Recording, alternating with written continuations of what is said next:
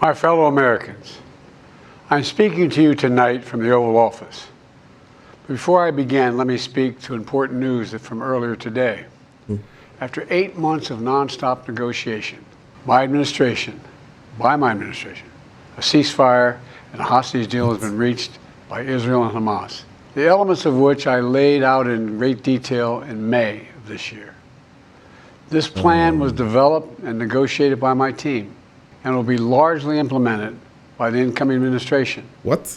That's why I told my team to keep the incoming administration fully informed. So Biden is claiming that it was him who negotiated the ceasefire. Meanwhile, the Arab leaders have announced that they worked closely with the president-elect's representative to negotiate the deal. So Biden is taking credit for Trump's successful negotiation of a ceasefire. That's rich.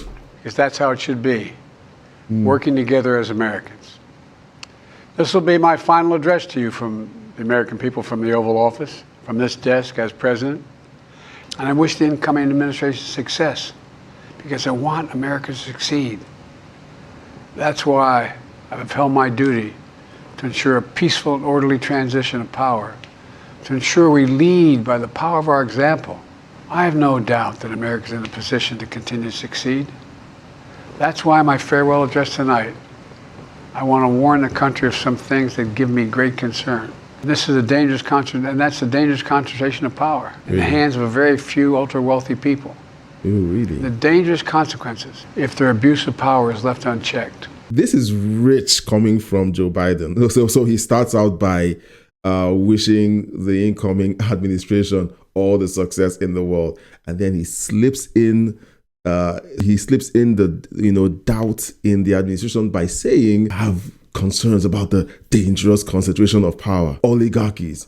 This is the guy who just a few days ago gave the Presidential Medal of Freedom to George Soros. George Soros, that has been exposed as the one responsible for funding the riots, funding DAs in different cities who push crazy laws to ensure that there's a breakdown in law and order in American cities. This is the same guy.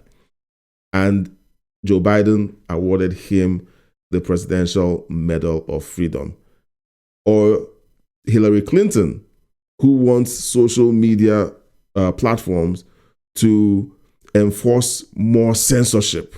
That's the guy who is warning America of a dangerous concentration of power and oligarchs. Wow.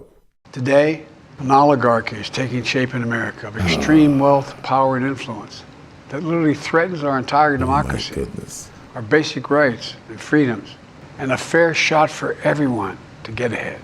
We see the consequences all across America, and we've seen it before, more than a century ago. But the American people stood up to the robber barons back then and busted the trusts. They didn't punish the wealthy. Just made the wealthy play by the rules everybody else had to. Workers want rights to earn their fair share. They were dealt into the deal, and it helped put us on a path to building the largest middle class, the most prosperous century any nation in the world has ever seen. Joe Biden, under your administration, George Soros purchased over 100 local radio stations in America. Was he playing by the same rules as everybody else when his bid was fast-tracked and settled faster than any other deal with a private player in recent memory? All right. Now, I've said this in the comment section. Let me know if I'm right or if I'm wrong. But it is disturbing how these guys can do what they do and then come in front of the American people and act like they have been playing above board, and then that the other party is about to do what they have been doing for the last 4 years. So it's really interesting to watch this, and it's hard to stomach it. I try to be as non-partisan in my review of these, videos. And being non-partisan doesn't mean that I will not speak up in favor of what the person in the clip is saying. If this was a Republican saying these things and having done what they did for over the last 4 years, I would have to do the same thing I'm doing right now. It's not about whether he's a Republican or Democrat. It's about asking: is this person being honest? Are they playing by rules that are righteous, or are they simply trying to paint the other party black so that they can seem virtuous when they've been the ones committing all of the crimes?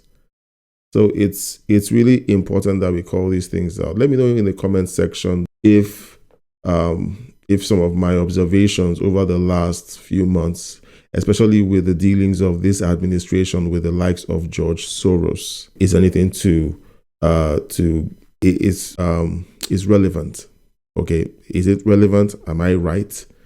Because of course we saw all the photos, we saw all of the activities of George Soros all the way back from 2016, and the icing on the cake is being presented the Presidential Medal of Freedom. That is insane and very disturbing. We've got to do that again. In the last 4 years, that is exactly what we've done. People should be able to make as much as they can, but play by the same rules, pay their fair share of taxes. Oh, come on. So much is at stake right now. Sure. Very concerning.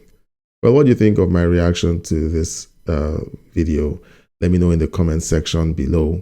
Don't forget to use the links in the show notes to claim the free gifts that I have for you. Use the links to listen to the free audiobooks by Thomas Sowell.